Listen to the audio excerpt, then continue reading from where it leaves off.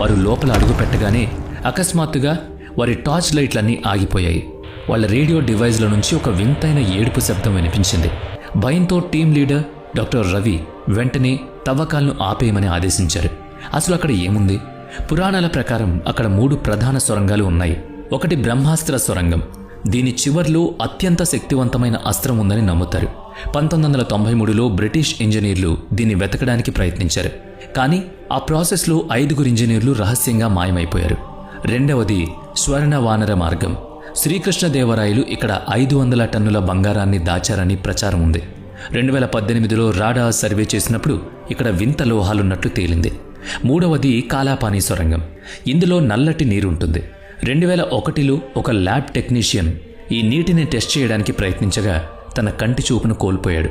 సొరంగాల సంగతి పక్కన పెడితే గర్భగుడిలో ఎప్పుడూ ఫ్యాన్లు తిరుగుతూ ఉంటాయి. ఎందుకంటే విగ్రహం నుంచి విపరీతమైన వేడొస్తుంది. స్వామివారికి నిరంతరం చెమటలు పోస్తూ ఉంటాయి. పూజారులు తుడిచిన కాసేపటికే మళ్లీ చెమటతో విగ్రహం తడిసిపోతుంది. అలాగే విగ్రహం దగ్గర నిల్చుంటే సముద్రపు అలలు ఘోషిస్తూ ఉంటాయి. స్వామివారి కళ్ల కింద వైకుంఠ నది అయిన విరజ ప్రవహిస్తుందని భక్తుల నమ్మకం.